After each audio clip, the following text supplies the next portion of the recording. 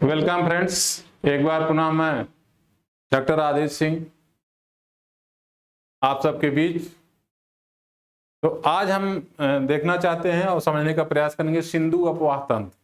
सिंधु अपवाह तंत्र बहुत व्यापक, उसमें जो है सिंधु, झेलम, चेनाब, रावी, ब्यास, सतलज नदियों का जो है एक क्रम है और यही क्या है, सिंधु अपवाह तंत्र के नाम से जाना जाता है। आगे हम बढ़े उसके पहले हम लोग जान लें कि अपवाह तंत्र क्या है। जैसे होता ना कि नदी अपवाह है तंत्र। प्यारे मित्रों, एक बहुत ही बेहतरीन जो है टॉपिक्स आपके सम्मुख उपस्थित है, नदी अपवाह तंत्र। इसको बहुत ही साधारण बोलचाल की भाषा में समझने का प्रयास करिए कि जैसे कोई जीव है, सपोज करिए हम ही है, हमारा जन्म हुआ इस धरती पे, हमारी इस समय एक निश्चित उम्र है, तो एक ऐसा भी टाइम आएगा कि हमको इस धरती से क्या है, जाना हो। जितने भी जीव, किसी से भी जोड़ के आपको बताते हैं, एक लाइन में आपकी क्या है, ड्रेनेज सिस्टम का डिफिनेशन ही क्लियर हो जाएगा। रटने की कोई जरूरत नहीं और ना परेशान होने की जरूरत। जैसे कोई भी जीव होता है, कोई भी जीव है, अगर वो धरती पैदा हुआ है तो उसकी मृत्यु क्या है, निश्चित। श्योर। तो इसी क्रम में हम देखते हैं जैसे नदी, कोई भी नदी, जब मान लीजिए कोई नदी यहां से निकल रही है, मान लीजिए पहाड़ी है, सपोज है।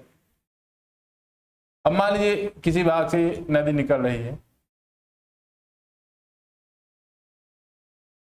जब कोई नदी कहीं से जनरेट होती, कहीं से भी जनरेट, दुनिया की पूरी धरती पे, यहीं की बात नहीं, पूरी धरती की, जब नदी अपने उत्पन्न होती है तो उसका फिर बहाव एक क्रम होता है।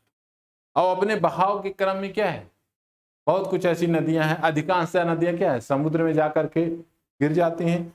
अच्छा, उसी के साथ जब कोई नदी अपने उत्पत्ति स्थल से आगे की तरफ अपने बहाव के क्रम में आगे बढ़ती है, और बढ़ने के क्रम में क्या होता है, अपने आसपास दाएं बाएं से भी क्या है, कई नदियों का एक जाल सा बन जाता है। इमेजिन करिए इसी नदी को क्या है, कुछ नदियां इधर से आके मिल गई, कुछ इधर से आके मिल गई, कुछ इधर से आके मिल गई, कुछ उसके इस तरफ से आ गई, कुछ इस तरफ से आ गई है, क्या एक जाल सा बन रहा है।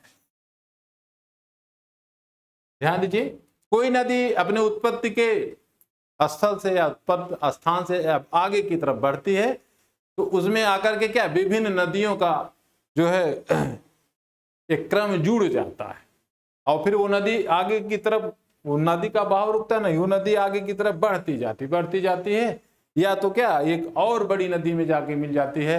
अदरवाइज क्या है, वो नदी अपने बहाव के क्रम में जाकर के क्या है, किसी समुद्र में मिल जाती है।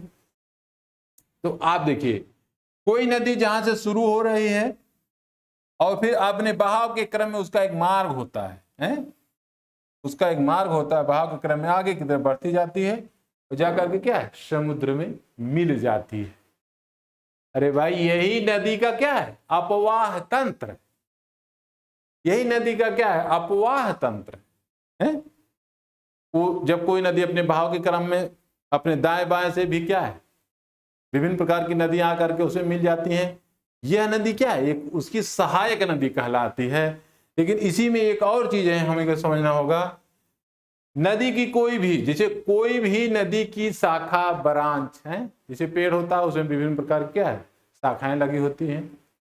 कोई कुल होता है उसमें भी है, पीढ़ी दर पीढ़ी, जनरेशन टू जनरेशन शाखाएं लगी होती हैं। कोई नदी अपने बहाव के क्रम में जब आगे बढ़ती है, उसकी मान लीजिए कोई शाखा बन जाती है, वह फिर क्या है, पुनः वापस अपने मूल नदी में ना मिले, वह वितरिका हो जाती है। कोई मूल नदी आगे की तरफ बढ़ रही है, उसके दाएं बाएं से, अरे भाई जब कोई नदी आगे बढ़ेगी तो उसके दाएं बाएं से ही कोई नदी आगे मिलेगी, तो दाएं बाएं से कोई नदी आगे मिलती है, तो यही सब क्या है, ये उसका एक जो है ड्रेनेज सिस्टम हो जाएगा। किसी भी नदी का एक ड्रेनेज सिस्टम हो जाएगा, अपवाह तंत्र हो जाएगा। लेकिन ध्यान देने वाली बात है कि कोई नदी जब अपने बहाव के क्रम में आगे बढ़ती है, उसी कोई एक धारा उससे अलग हो जाती है और पुनः हुआ उसमें ना मिले, फिर क्या है, वही वितरिका हो जाती है। अगर मिल गई तो कोई बात नहीं, धारा फिर समाप्त हो जाएगी। लेकिन यदि नहीं मिली तो वही उसकी क्या है, वितरिका हो जाती है। जैसे हम ध्यान दें, फरक्का के बाद जब हम आगे बढ़ते हैं तो गंगा की 2 शाखा हो जाती है। एक शाखा क्या है, बांग्लादेश में अंदर की तरफ प्रवेश करती है तो उसका नाम पादमा हो जाता है। और फरक्का के आगे ही उसकी एक और शाखा निकलती है, हुगली।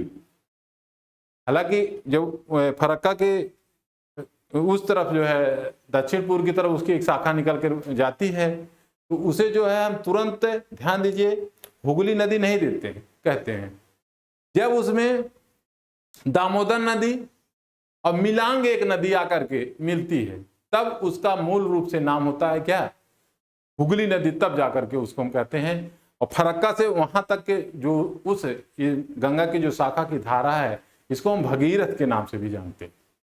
तो चलिए आइए देखते हैं आगे की तरफ। हम लोग बात कर रहे हैं सिंधु अपवाह तंत्र। अब नदी अपवाह तंत्र आपको आसानी से समझ में आ गया होगा। हम लोग बढ़ते हैं सिंधु अपवाह तंत्र और इसको जो है समझने का प्रयास करते हैं। तो आइए देखते हैं सिंधु अपवाह तंत्र। सिंधु अपवाह तंत्र में अब देखिए मूल रूप से क्या है कि भारत में 4 ही मुख्य रूप से अपवाह तंत्र होते हैं। नदियों की संख्या तो बहुत है, 1500 से भी अधिक छोटी बड़ी नदियां हैं। भारत अपना देश है, जैसा जान ही पा रहे हैं। तो इसमें क्या है, नदियों की संख्या 1500 से लगभग अधिक छोटी बड़ी कई नदियां हैं। लेकिन इसको जो है सिंधु अपवाह तंत्र, सिंधु अपवाह तंत्र, अपवाह तंत्र,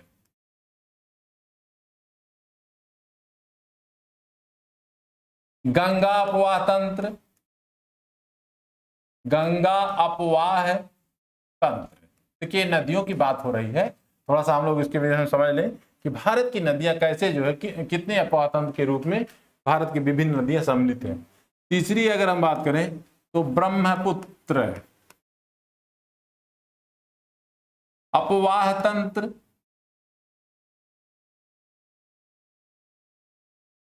अपवाह तंत्र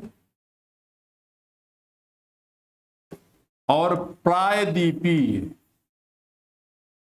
प्रायद्वीपीय यानी दक्षिण भारत, प्रायद्वीपीय अपवाह तंत्र, प्रायद्वीपीय अपवाह तंत्र। आसानी से समझिए। अब यहां पे कभी कभी देखिए गंगा का अपवाह तंत्र बहुत बड़ा हो जाता है। यहीं पे एक और हम शार्ट कर लेते हैं, इसको शार्ट करके और देख लेते हैं, इसी में जोड़ भी देते हैं थोड़ा सा कि यमुना का अपवाह तंत्र। इसलिए कि यमुना में भी कई नदियां आकर के इस तरीके से मेल खाती हैं। यमुना, यमुना का अपवाह तंत्र,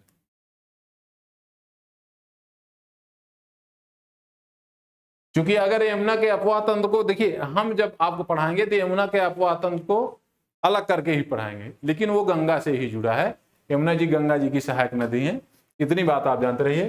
तो देखिए सिंधु अपवाह तंत्र, गंगा का अपवाह तंत्र, ब्रह्मपुत्र का अपवाह तंत्र, प्रायद्वीपीय अपवाह तंत्र। मुख्य रूप से ये 4 भारत में 4 मुख्य रूप से अपवाह तंत्र हैं, जिनके विषय में क्या है हमको आपको समझना होगा। आपके पाठ्यक्रम में ये क्या है, ये अपवाह तंत्र हैं। ऐसे प्रश्न आपसे जुड़ेंगे। तो अभी हम बात कर रहे हैं सिंधु अपवाह तंत्र की बातों को लेकर के हम आगे बढ़ते हैं और हम आप मिलकर के पर चर्चा करते हैं, समझने का प्रयास करते हैं कि सिंधु अपवाह तंत्र।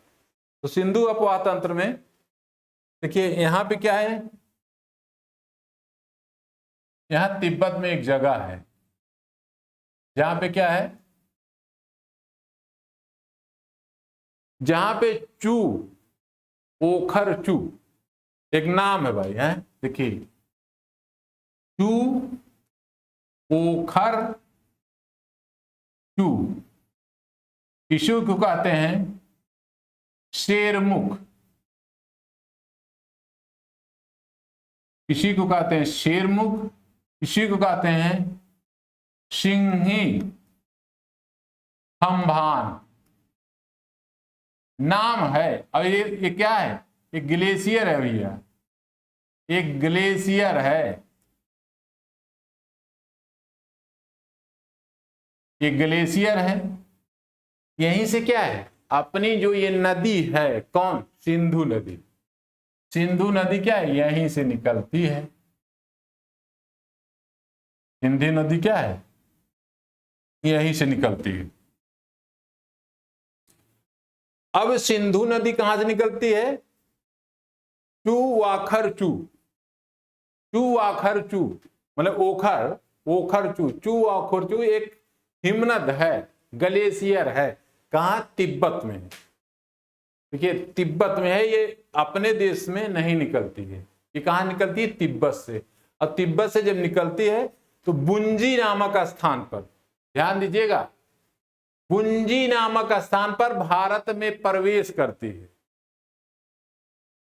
ध्यान दीजिए, ये बुंजी नामक स्थान पर भारत में प्रवेश करती है। और चिल्लास नामक स्थान पर क्या है, आगे की तरफ, पश्चिम की तरफ बढ़ते हुए चिल्लास नामक स्थान पर पाकिस्तान में प्रवेश करती है। तो आइए देखते हैं, सिंधु अपवाह तंत्र। सिंधु अपवाह तंत्र, इसमें मुख्य रूप से कौन नदी है, इसके विषय में जरा सा हम लोग जान लेते हैं पहले। तो सिंधु हो गया, सिंधु अपवाह तंत्र में कौन कौन नदी है। कभी कभी यही प्रश्न पूछ लिया जाता है कि निम्न नदियों में से कौन सिंधु अपवाह तंत्र के भाग नहीं। तो सिंधु नदी हो गया, इसके बाद फिर दूसरा झेलम, तीसरा चेनाब, चौथा रावी, पांचवा व्यास और 6 सतलज।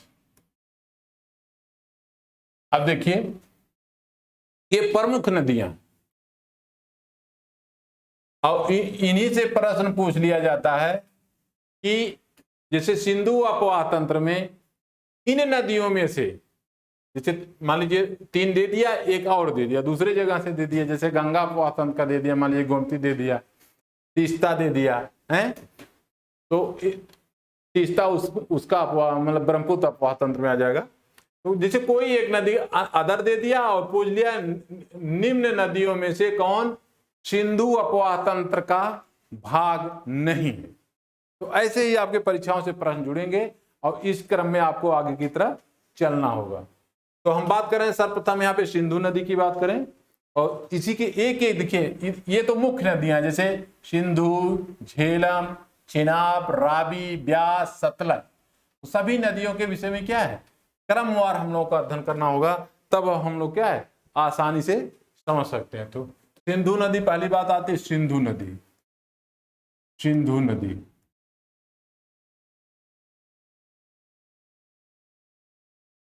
देखिए, सिंधु नदी की जो उत्पत्ति है चू ओखर चू, इसी को हम कहते हैं शेरमुख, ये ग्लेशियर है भाई, शेरमुख या सिंघी खम्मान, इसी को कहते हैं हम क्या, सिंघी,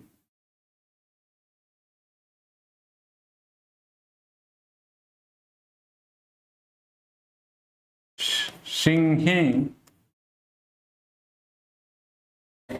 खम्भान, ये ग्लेशियर से निकलती हुई है, ग्लेशियर। अब देखिए प्रश्न यहीं से आपके परीक्षाओं से जुड़ जाएगा कि सिंधु नदी किस ग्लेशियर से निकलती है। तो इसमें शेरमुख है, सिंघी खम्बान है, या चू ओखर चू ग्लेशियर का नाम है। ये कहां पे स्थित है, तिब्बत में स्थित है। ठीक है, अब देखिए ऐसे पढ़ने के क्रम में क्या है कि हम सब मिलके ऐसे सिचुएशन से पढ़ें कि एक एक जो जैसे कि फैक्ट है, आप प्रश्न पूछे जाने की संभावना है, वो हमारी आपकी परिचर्चा से दूर ना जाए। इसका मुख्य उद्देश्य है ऐसे तोड़ करके पढ़ाने का या पढ़ने का। अब देखिए कि ये बुंजी नामक स्थान पर क्या है, बुंजी, बुंजी नामक स्थान पर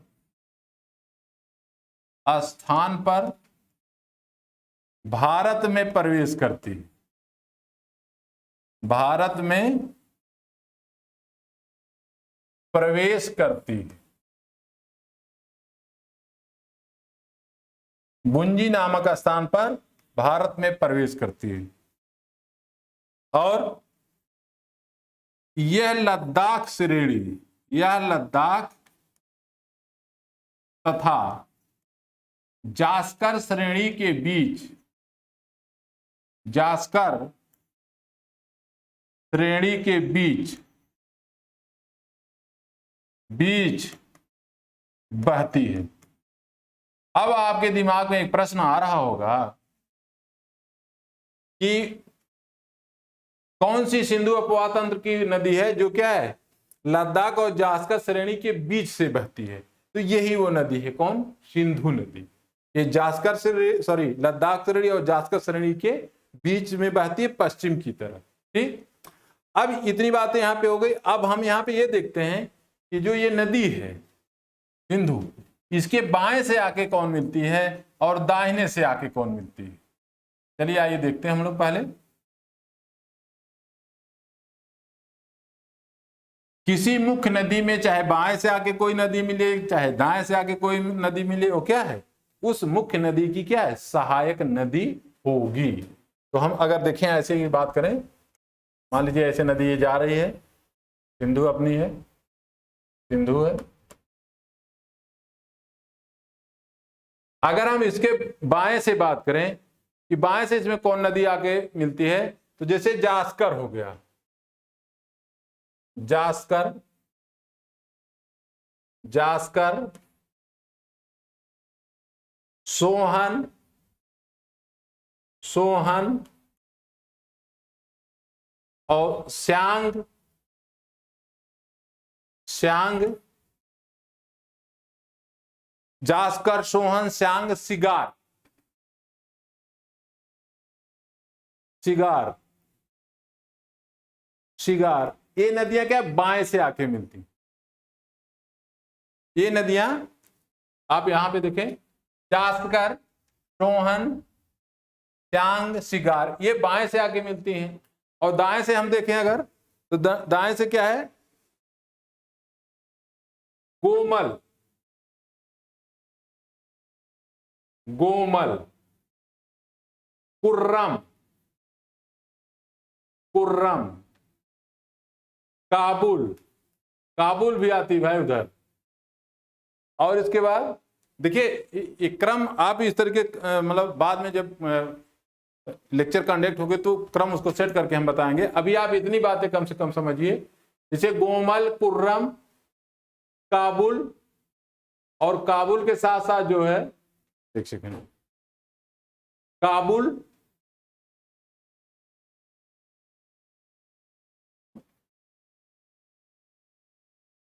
काबुल,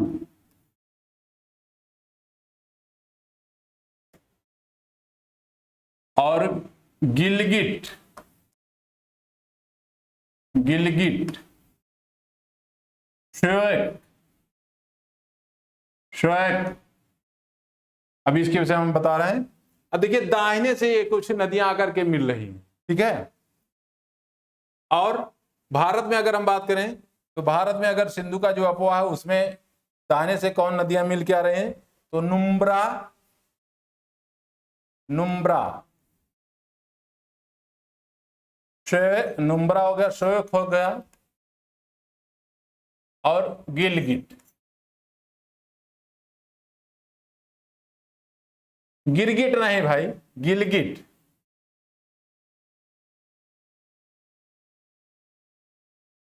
गिलगिट नदी है। ये अगर हम भारत की बात करें, देखिए ये भारत का मुख्य, भारत में दाएं से, दाएं से सिंध में मिलने वाली नदी, सिंध में मिलने वाली नदी, मिलने वाली नदी। अच्छा एक चीज और देखें कि जब ये वहां पे बुंजी नामक स्थान प्रवेश करती है तो एक बुंजी नामक गार्ज भी बनाती है, गार्ज, महाखंडक जिसे बोलते हैं, जैसे इस आकार का होता है, देखिए महागट, इस तरीके से, इस तरीके से, इस तरीके से, ठीक है। तो उसकी जो लंबाई होती है, गहराई आमतौर पे जो होगी करीब, तो जो गहराई होगी 5181 मीटर है भाई। हाँ बहुत देखिए गहरा वो है, गार्ज जो है गहरा है भाई, 5181 मीटर लगभग का सिंधु गार्ज बनाती है, गार्ज बनाती है। अब आप ध्यान दीजिए कि 5181 मीटर लगभग का सिंधु क्या है, गार्ज बनाती है भारत में प्रवेश करने के बाद। माने क्या है, ऊपर से नीचे की तरफ मतलब गिरता है और फिर पानी क्या है, फिर आगे की तरफ बढ़ जाता है, ठीक है। और इसी के क्रम में अगर हम आगे बढ़ते हैं और समझने का प्रयास करते हैं तो बात होती है इसी के क्रम में श्वेक नदी। अब श्वेक नदी के विषय में थोड़ा सा हम लोग समझ लें। देखिए ऐसा नहीं है कि हम लोगों ने देखा कि सिंधु उपत्यका तंत्र की मेजर जो रिवर हैं भाई, सिंधु हो गया, झेलम हो गया, चेनाब हो गया, और इसी के साथ साथ रावी हो गया, ब्यास हो गया, सतलज हो गया। लेकिन अगर उन चीजों को हम लोग समझने का प्रयास करें जहां से प्रश्न क्या है बनने की पूरी संभावना है। हालांकि मतलब ये पहली बात, ये परीक्षाएं कंडक्ट हो रही हैं, अभी मॉडल पेपर आने की जल्द से जल्द संभावना है, लेकिन जो चीजें पूछी जाने की मूल रूप से संभावना है कि कहां से प्रश्न बन सकते हैं, उन सभी चीजों को क्या है हम आप पकड़ने का प्रयास कर रहे हैं कि हाँ यहां से ये प्रश्न क्या बन सकते हैं। तो श्योक नदी, श्योक नदी, देखिए ये जो नदी है इसके विषय में बस इतना ही जानिए कि काराकोरम रेंज में अवयार कुंडी एक जगह है, इसमें क्या काराकोरम रेंज में अवयार कुंडी एक जगह है, इसे क्या, इसे मृत्यु की नदी के नाम से जाना जाता है। मृत्यु माने मौत की नदी, मृत्यु की नदी या मौत की नदी, मौत की नदी कहां पे, काराकोरम जो क्षेत्र है और यारकुंडी क्षेत्र में। इसे श्योक नदी को क्या मृत्यु की नदी से नाम से जाना जाता है, इसे मौत की नदी के नाम से जाना जाता है। अच्छा ये एक प्रश्न है फ्रेंड्स कि जैसे इसे ऐसा क्या, इसका जो करार होता है वो बहुत ऊंचाई पे होता है, जैसे मतलब क्या नदी बह रही है लेकिन बहुत ऊंचाई पे है। अब एक थोड़ा सा मैं इंसिडेंट दे करके आपको समझाने का प्रयास करूंगा। जैसे 15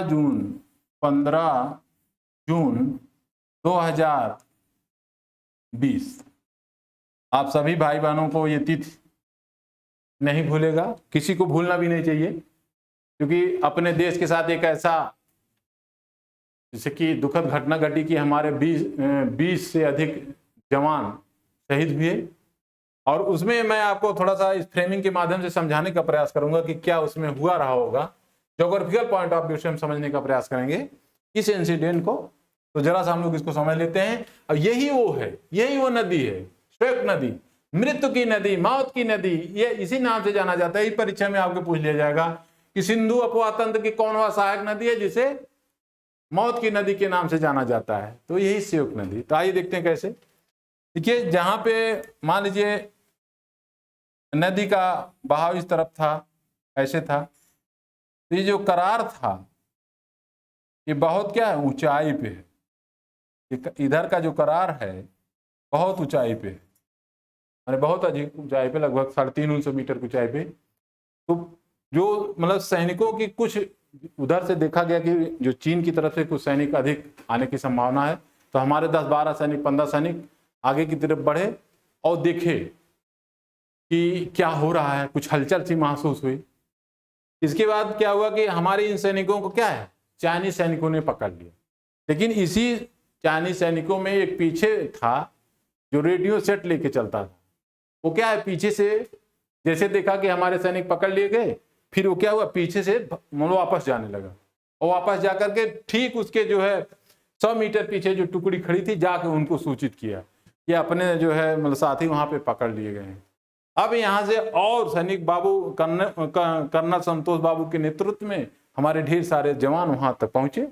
अब जब पहुंचे तो वहां पे सैनिकों की संख्या अधिक थी और हमारे सैनिकों की संख्या लगभग जो भी रही होगी, मान लीजिए 100 के आसपास रही होगी शुरुआती दौर में। और वहां पे हमारे जो कर्नल संतोष बाबू थे उनको ये इमेजिन नहीं था, इमेजिन मान लीजिए कुछ रहा भी होगा लेकिन कभी ऐसी कोई इंसिडेंट नहीं हुआ था पिछले कई दशकों से। तो वो लोग क्या है कि जैसे कि विभिन्न प्रकार के तारों से बंधे हुए लाठी लेकर के अगर आए थे तो उन्होंने हमारे सैनिकों पे वार करना शुरू कर दिया। अब मैं आपको ये समझा रहा हूं कि मौत की नदी यानी मृत्यु की नदी आपको समझा रहा हूं, इसी से जोड़ के आप देखिए। और जब कर्नल संतोष बाबू आपस में हाथापाई हुई, घायल हो गए, हमारे कई सैनिक भी घायल हुए, तो हमारे और जो सैनिक बचे थे वो क्या किए, चाइनीज सैनिक, क्योंकि चाइनीज सैनिक छोटे छोटे होते हैं, तो उनको ऐसे कंगन में बांध के पकड़ के और जो नदी थी यही स्वेक नदी, इसी में क्या है कूद गए। और इन सैनिकों की मृत्यु क्या है, मार पिटाई से नहीं हुई, इन सैनिकों की मृत्यु ठंड से हो गई। तो ये रहा इंसिडेंट, ये जो घटना हुई थी 15 जून जो है 2020 को हम लोगों ने, हम आपने अपने 20 से अधिक सपूतों को खो दिया। चाइनीज जो सूचना मिली चाइनीज सैनिकों को भी नुकसान हुआ। तो ये इंसिडेंट इस नदी के आसपास हुआ, मतलब ये इसके जो मुख्य रूप से किनारे है इस किनारे पे हुआ था, स्वेक नदी। इसीलिए इसे क्या है यारकुंडी क्षेत्र में और काराकोरम वाले रेंज में इसे मृत्यु की नदी या मौत की नदी के नाम से जाना जाता है। और आगे की हम बात करें, बढ़ते हैं, तो देखिए जो आगे है, आगे की तरफ हम बढ़ते हैं और देखते हैं, तो यह देखते हैं कि जास्कर नदी, एक और नदी, सहायक नदी ही है ये, जास्कर नदी। जास्कर, जास्कर नदी, ये जास्कर नदी। तो जास्कर नदी यह जो है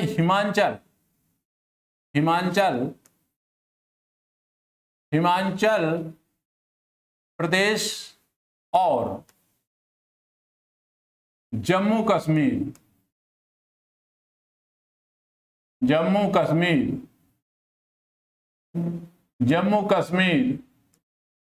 के सीमा पर उत्पन्न होती है कौन, यही जास्कर नदी। और नेमू नामक स्थान पर, नेमू नामक स्थान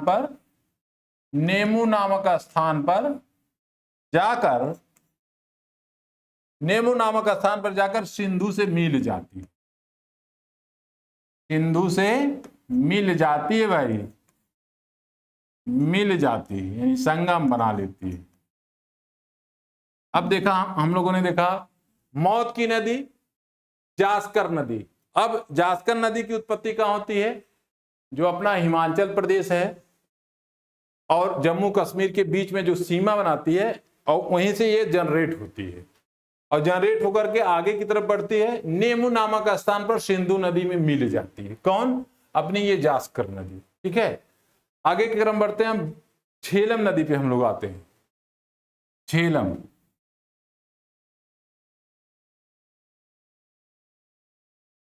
झेलम नदी से आप लोग परिचित होंगे बचपन से ही, क्योंकि पुरु और सिकंदर का मैटर आप जानते होंगे।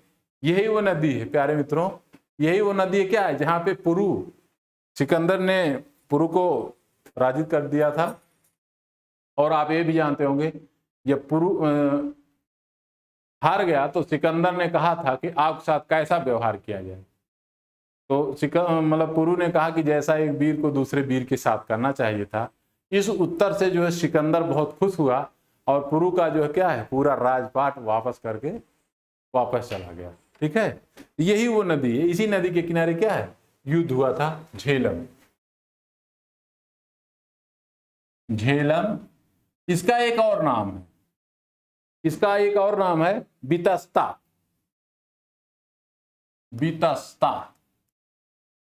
इसका और नाम है, मतलब पुराना नाम वितस्ता है और अब इसका नाम झेलम। झेलम नदी जो सिंधु की सहायक नदी है। तो आइए देखते हैं इसकी उत्पत्ति, देखते हैं सर्वप्रथम उत्पत्ति कहाँ है। बहुत आसानी से, टेक्निकल थोड़ी सी चीजें हैं समझने के प्रयास की। उत्पत्ति शेषनाग झील, शेषनाग झील या बैरंग झील, बैरंग झील भी इसे कहते हैं। यहीं से ये नदी क्या है, झेलम नदी, यहीं से उत्पत्ति होती है इसकी। और ये आगे की तरफ श्रीनगर बुलर झील, श्रीनगर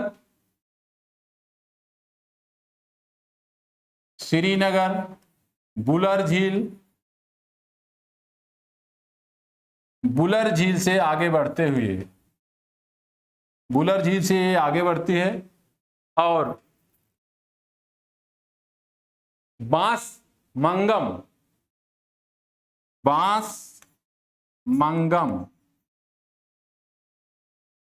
में एक गार्ज बनाती है, बांसमंगम में एक गार्ज का निर्माण करती है।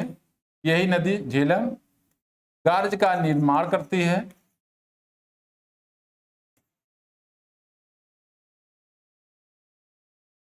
और आगे चल के झंग के पास क्या है, चेनाब में मिल जाती है झंग। फिर आगे क्या है, चेनाब, चेनाब। अच्छा, ये चीज और ध्यान देने की बात है कि जितनी नदियां हैं इधर की, मतलब सिंधु में सभी जाकर के मिलेगी। और मतलब ये सिंधु जो नदी है एक ऐसी नदी जहां पे 5 नदियां जो है, 5 नदियों का पानी जाकर के मतलब मिलता है का, तो उसे पंचनद मुख कहते हैं। सिंधु का एक और नाम है पंचनद मुख। तो प्रश्न एक और भी आता है कि सिंधु अपवाह तंत्र में वह कौन सी नदी है जिसे पंचनद मुख के नाम से जाना जाता है, तो वह नदी क्या होगी, सिंधु नदी होगी। ठीक है। अच्छा, इसकी क्या है, एक और सहायक नदी है जो थोड़ा सा बहुत प्रसिद्ध है झेलम की, किशन गंगा। किशन गंगा सिंधु ये जो झेलम नदी की एक सहायक नदी है जिसे हम कहते हैं किशन गंगा नदी। और किशन गंगा नदी पर क्या है, किशन जल परियोजना,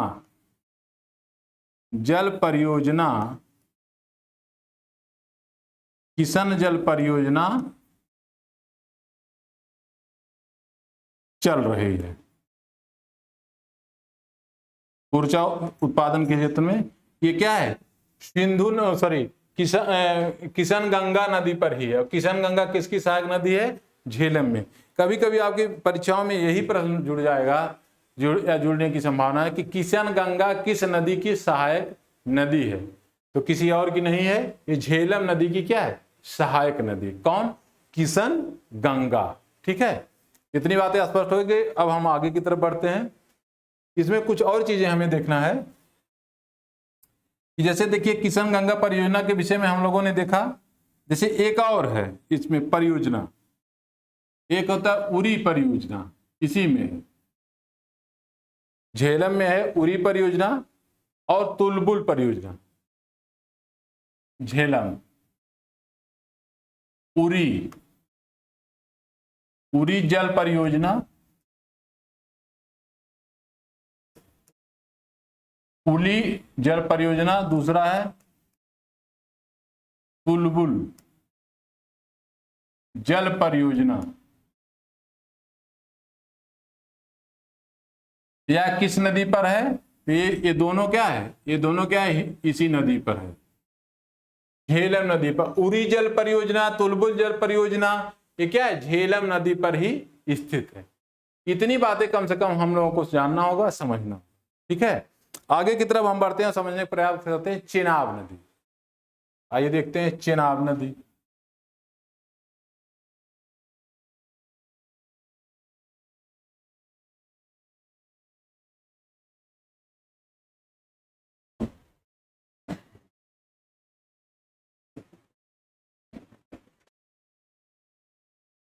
चेनाब नदी इसका एक और नाम है, चेनाब नदी का एक और नाम है जिसे कहते हैं अस्कनी, पुराना नाम है अस्कनी,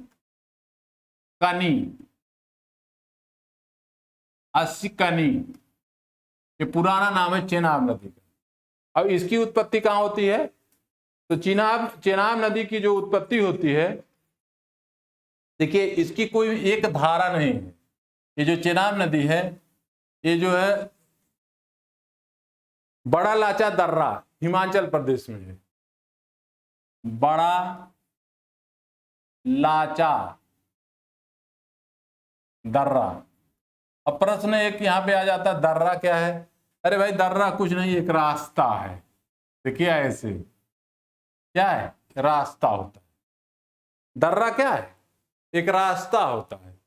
अब एक चीज लेकिन यहाँ पे और आपको समझना होगा कि जितने भी विदेशी आए सभी क्या है, इस दर्रे से आए, इस तरफ से लेकर के इस तरफ से आए। इस तरफ से कोई भी विदेशी भारत में घुसने का प्रयास नहीं किया। क्यों नहीं किया? जब हम आपको बताएंगे क्लाइमेटोलॉजी, तो यहां बताएंगे कि क्यों नहीं मतलब इधर से मिल पाई किसी भी आक्रांता को सफलता। तो अभी यहाँ पे आइए, बड़ा लाचा दर्रा। यहाँ पे क्या है, देखिए बड़ा लाचा दर्रा के दोनों तरफ से, मान लीजिए बड़ा लाचा दर्रा है, यहाँ दोनों तरफ से क्या है, चंद्रा और भागा। बड़ा लाचा दर्रा, बड़ा लाचा दर्रा के दोनों तरफ से चंद्रा और भागा दो नदियां हैं, अकेले नहीं भाई।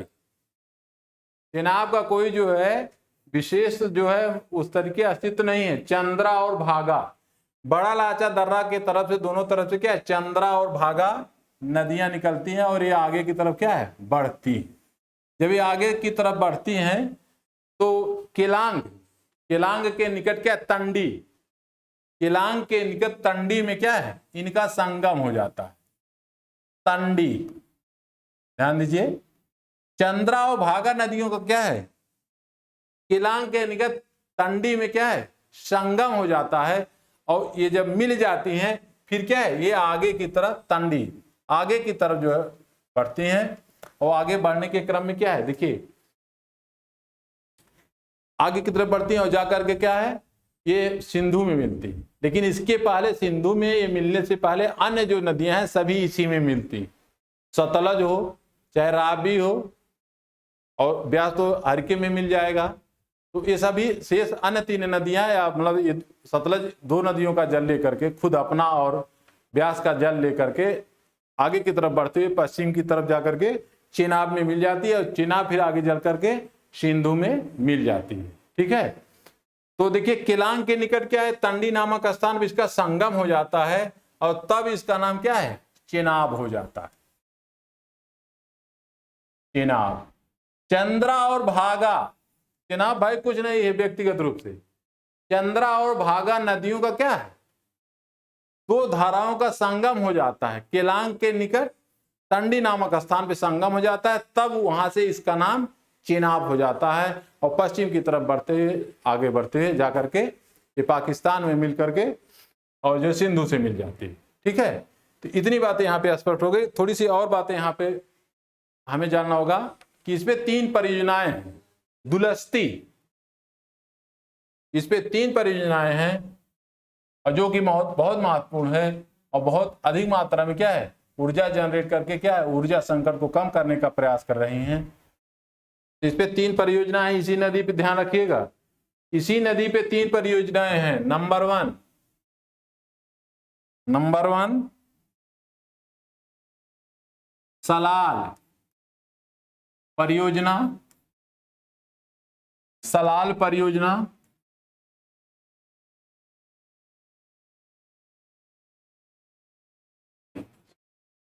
सलाल परियोजना, बगलिहार परियोजना, बगलिहार परियोजना,